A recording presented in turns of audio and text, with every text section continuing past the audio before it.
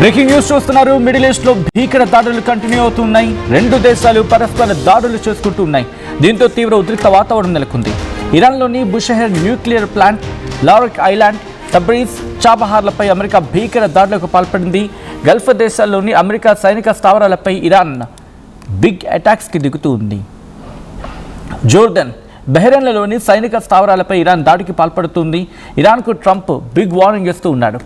దెబ్బకు దెబ్బ తప్పదు అంటూ హెచ్చరిస్తూ ఉన్నాడు ట్రంప్. ఇరాన్ తమపై దాడులు చేసింది కాబట్టి మా దాడులు ఇంకా ముగియలేదు, ఇరాన్పై ప్రతీకార దాడులు ఇంకా పూర్తి కాలేదు అంటూ ఉన్నారు ట్రంప్. హార్మోజ్లోని నౌకలపై కాల్పులు జరిపిన ప్రతిసారి ఇరాన్లోని బ్రిడ్జ్లు, విద్యుత్ ప్లాంట్లపై దాడి చేస్తూ ఉంటూ ట్రంప్ చెప్పుకొచ్చాడు. ప్రతి మిజైల్కు ఒక కీలక వ్యవస్థను ధ్వంసం చేస్తాం, ప్రతి మిజైల్ ఒక కీలక వ్యవస్థను ధ్వంసం చేస్తుంది అంటూ కూడా ట్రంప్ చెప్పుకొచ్చారు. ఇరాన్ డ్రోన్ దాడి చేసిందా, మిజైల్ దాడి చేసిందా అనేది ముఖ్యం కాదు, ఏ రూపంలో అటాక్ చేస్తున్నా బాంబులతోనే దాని జవాబు ఉంటుంది అంటూ ఉన్నాడు ట్రంప్.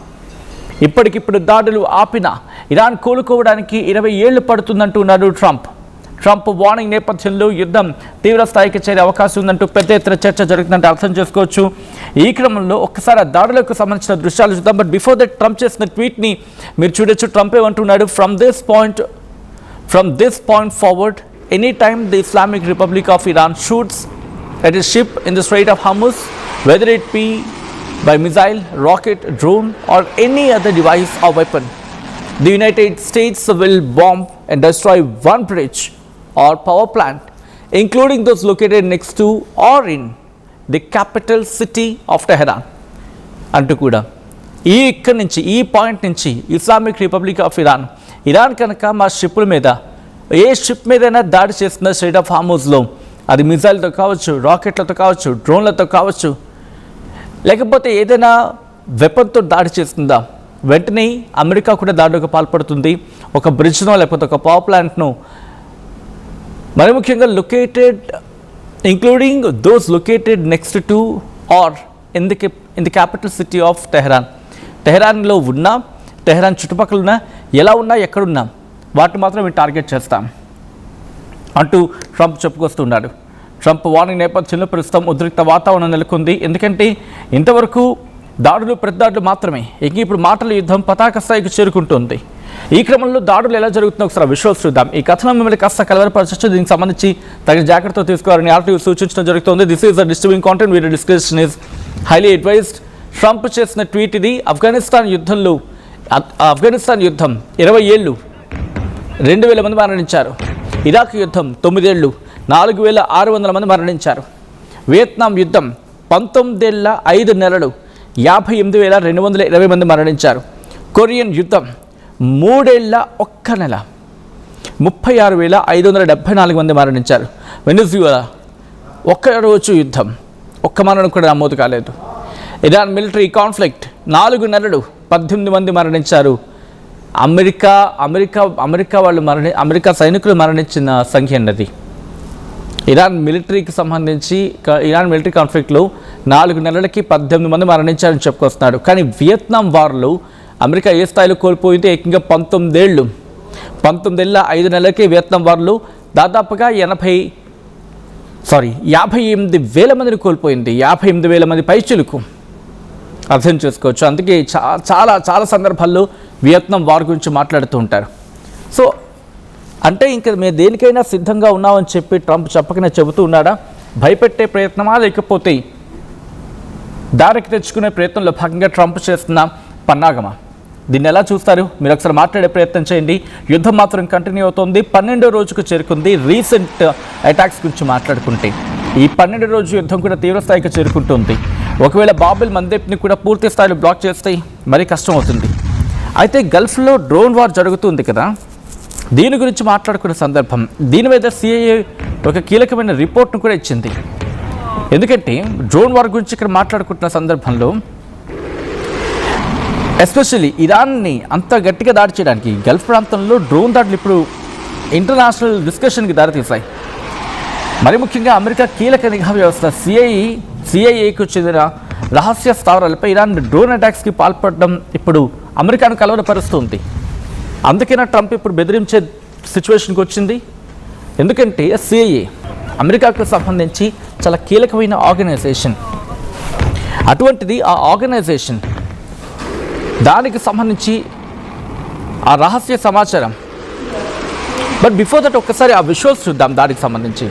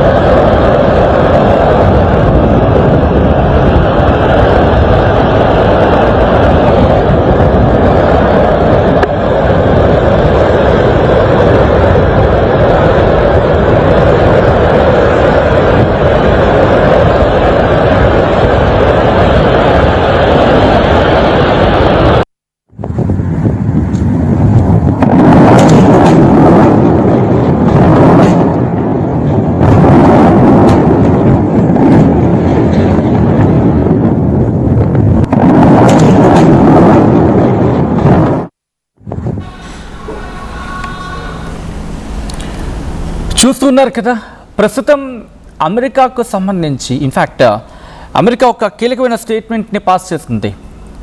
ఇరాన్ కనుక దారికి రాకపోతే వాళ్ళ న్యూక్లియర్ ప్లాంట్, ఈ బుషైర్ న్యూక్లియర్ ప్లాంట్కి దగ్గరలో, ఇప్పుడైతే బుషైర్ న్యూక్లియర్ ప్లాంట్ మీద అండ్ నటాంజ్ బుషైర్ కొంచెం క్లారిటీ ఇస్తాను కాసేపట్లో. అయితే ఈ ప్లాంట్కి దగ్గరలో ఇంకొక ప్లాంట్ ఉంది, దాని మీద అటాక్ సిద్ధమవుతూ ఉంది. దాని మీద ఎందుకు అటాక్ సిద్ధమవుతుందంటే న్యూక్లియర్ ఎన్రిచ్మెంట్ అక్కడ జరగడానికి అవకాశం ఉంది, వీటి మీద దాడి జరిగే అవకాశం ఉంది అనే వార్తల నేపథ్యంలో వీటిని అక్కడికి తరలించిన క్రమంలో అక్కడ వాటిని స్టోర్ చేసుకున్నారు. కొండ కింద ప్రాంతంలో వాటిని ఏర్పాటు చేసుకోవడం జరిగింది. అందుకే వాటిని టార్గెట్ చేసుకుంటోంది అమెరికా అనేది ఇక్కడ వినిపించే మాట. బట్ ఇందాక మాట్లాడుతూ ఒక పాయింట్ గురించి మనం ఆగాం. యుఎస్ సెంట్రల్ ఇంటెలిజెన్స్ ఏజెన్సీ వాళ్ళ దగ్గర ఉన్న సమాచారం వాళ్ళ దగ్గరే చాలా గూఢంగా, అంటే చాలా నిగూఢంగా ఉంటుంది, చాలా సీక్రెట్గా వాళ్ళకు ఉంటుంది. మరి గూఢచార వ్యవస్థ కదా. సో అటువంటిది వాళ్ళు ఉన్న ప్లేసెస్ని ఎలా టార్గెట్ చేసుకుంటోంది. అయితే మార్చిలో గల్ఫ్ ప్రాంతాల్లో కొన్ని లొకేషన్స్లో సిఐఏకి సంబంధించి అనుబంధంగా ఉన్న కొన్ని లొకేషన్స్లో ఇరాన్ డ్రోన్ అటాక్ చేసింది. సౌదీలో ఉన్న రియాద్, ఇన్ఫ్యాక్ట్ సౌదీలోని రియాద్ అమెరికా రాయబార కార్యాలయం, అంటే అమెరికన్ ఎంబసీలోని సిఐఏ సెంటర్ కావచ్చు, లేకపోతే ఇరాక్లోని ఇంకో సిఐఏ ప్రాంతం కావచ్చు, వాటిని టార్గెట్ చేసుకుంది అనేది ఇక్కడ వినిపించమాట.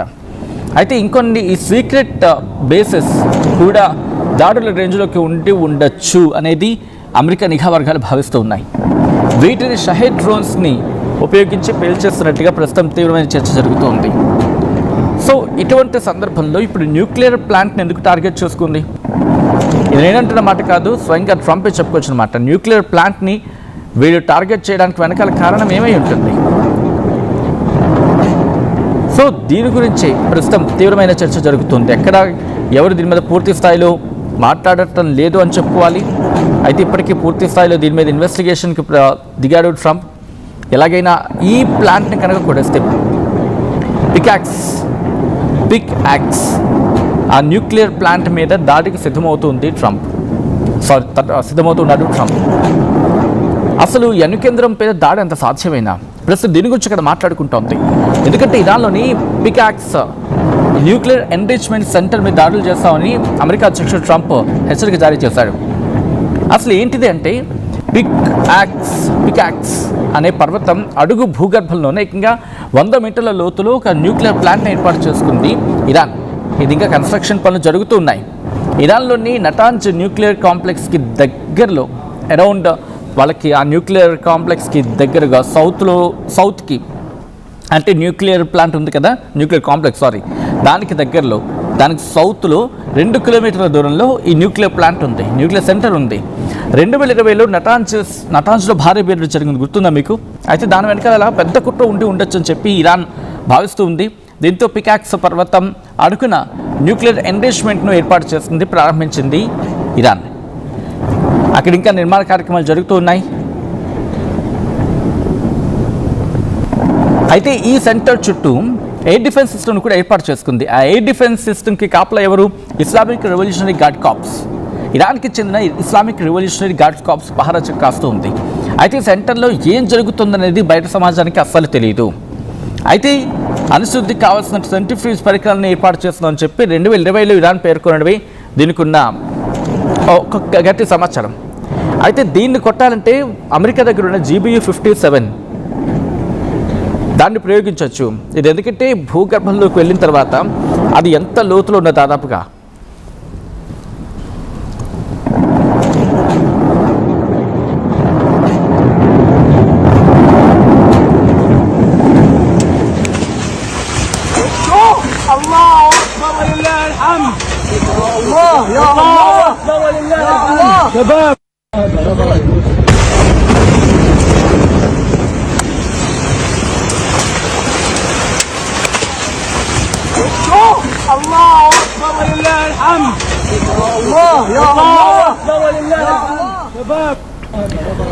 అయితే ఈ పిక్ యాక్స్ పర్వతాన్ని కొట్టాలంటే కనుక GBU-57 అని ప్రయోగించడం జరుగుతుంది. అదేంటంటే పెనట్రేటింగ్ పవర్తో లోపలికి వెళ్ళిపోయి అంటే న్యూక్లియర్ ప్లాంట్ని కొట్టేందుకు అమెరికా పన్నాగాలు సిద్ధం చేసుకుంటూ ఉంది. నటాన్స్ కావచ్చు, బుషర్ కావచ్చు, వీటిని టార్గెట్ చేసుకున్న అమెరికా ఇప్పుడు దీన్ని కూడా టార్గెట్ చేసుకోవాలనుకుంటోంది. ఎందుకంటే న్యూక్లియర్ ఎన్రిచ్మెంట్ జరిగే అవకాశం ఉందని చెప్పి ట్రంప్ భావిస్తున్నాడు.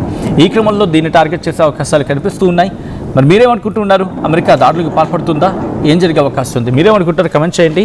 ఈ కథనం మిమ్మల్ని కాస్త కలవరపరచవచ్చు. దీనికి సంబంధించిన జాగ్రత్తలు తీసుకోవాలని RTV సూచించడం జరుగుతోంది. This is a disturbing content. Video description is highly advised. Visuals చూద్దాం.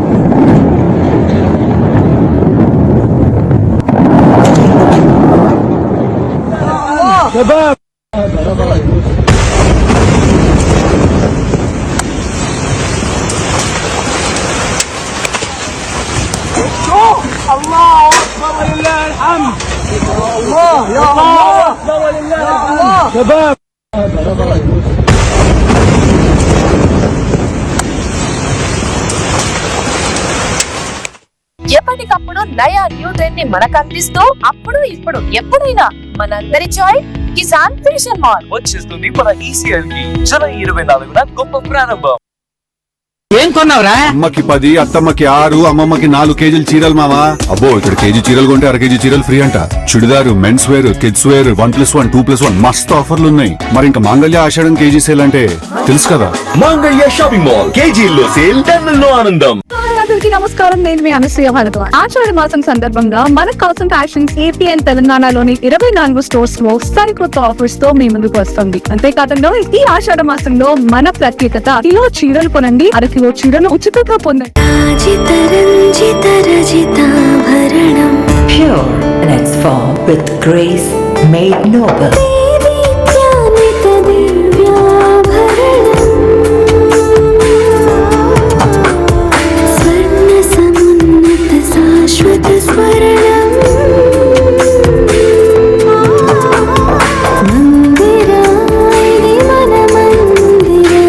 Mandira Premium Silver Jewelry by Manipali. I'm Rishabh, a digital marketing strategist and a football player. I refuse to be one. At Anurag University, be everyone you dream to be. Tournament కి ముందు paint ఎలా చేస్తాం?